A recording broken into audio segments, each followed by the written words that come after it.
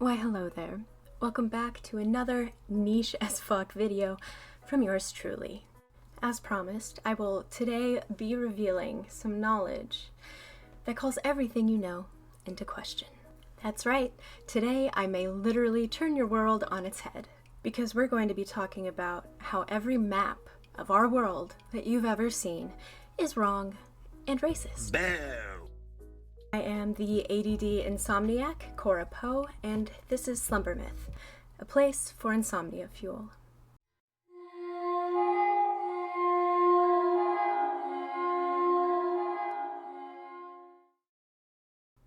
Cartography. Why every map you've ever seen is wrong and racist. Cartography in a nutshell. Cartography is the artful science and technical craft of designing maps. It also includes charts and other visualizations that represent our world's geography. At the intersection of precision, innovation, and creativity, cartographers form spatial information that gives us resources about our world. Maps are powerful tools that shape our understanding of the Earth. So, if you're like me, and you grew up in the United States public school system, or if you were privileged enough, your school district could afford those pretty roll-up maps that were at the front of every classroom. There's literally construction work outside right now. Cool. Right, yes. Don't get me wrong, I love living in the city, but most days I do find myself waking up wishing I were completely alone in the woods with my husband and our cats. Anyway, back to cartography. So this most commonly used map in classrooms all over the world is called the Mercator projection, and it very much has been proven to be Eurocentric and distorted. This means that the size and location of land masses are warped due to their historical relevancy, origins, and the intent of those creating them. The Mercator projection and its flaws. Purpose. Created by a Flemish geographer named Gerardus Mercator in 1569, this map projection was designed for navigation and preserving accurate angles and directions. This made it invaluable for European maritime expansion during the Age of Exploration, a term applying exclusively to European explorers, which took place between the 15th and 17th centuries. For example, it was during this time that Mr. Christopher Columbus discovered North America while looking for India. Like, honey, please. Distortions.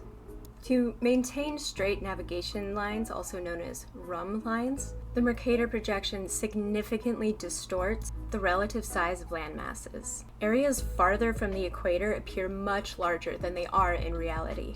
An obvious example would be that Greenland appears to be comparable in size to Africa. But on the actual planet Earth, Africa is actually 14 times larger. And Europe appears to be larger and more centrally located than it actually is. Another example, Antarctica is massively exaggerated. So those are just a couple of examples that I'm sure right off the bat you can remember and recognize from maps you've seen. Eurocentrism. Europe is predominantly displayed near the center of most Mercator maps, reinforcing a worldview of European dominance. The impact of Eurocentrism. Colonial influence. During European colonial expansion, maps were tools of power and propaganda. They often emphasized European prominence while diminishing the importance of colonized regions. Geopolitical implications. Placing Europe at the center of the map creates subconscious bias, suggesting its primacy. Other regions like Africa and South America are marginalized or distorted in size, subconsciously minimizing their perceived importance. Alternatives to the Mercator projection. To address these distortions, cartographers have developed alternative projections, such as the Gall-Peters projection. This focuses on accurately presenting landmass sizes, but not shapes. The Robinson projection. This does balance shape and size, making it visually appealing, but it is still a little bit imperfect, inaccurate. The Dymaxion projection. This depicts Earth as a connected surface, without placing any region at the center. The equal Earth projection. This one maintains proportional sizes and is aesthetically similar to the maps that we're used to. Modern critiques and the push for change. As the world becomes more interconnected, the need for fair and accurate representation that has always existed finally has enough power behind it to make it so.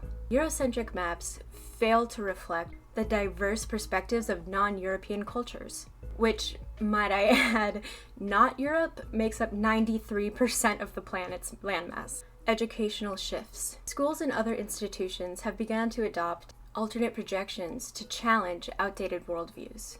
Some schools in Boston have made headlines making this transition, whilst some other schools in the US are pretending that slavery didn't happen and that Thanksgiving isn't celebrating the genocide of millions of indigenous people from over 1,000 pre-existing North American nations. But who's counting? But hey, let's move forward, educating ourselves and each other little by little, even with stupid little videos like this one that 20 people will see. This is the kind of mentality we need to have if we're going to push to have the truth taught in our classrooms in the US and around the world. Decolonizing cartography. There are niche activists and scholars advocating for more maps that prioritize equity, cultural representation, and historical accuracy, because representation matters. By addressing these biases, we can foster a more accurate and inclusive understanding of our world, challenging the insidious colonial legacies systemically embedded in traditional cartography. Maybe now we'll all take a moment to consider if something as important as the map of the world can be inaccurate in classrooms for millions, if not billions at this point, of students over time, what other knowledge do you have that isn't true? It's important to continue practicing critical thinking. What you're taught, everything you're told, to keep a healthy skepticism about the honesty of knowledge. The truth is out there. Don't believe everything you think. A thought straight from the brain of an ADD insomniac.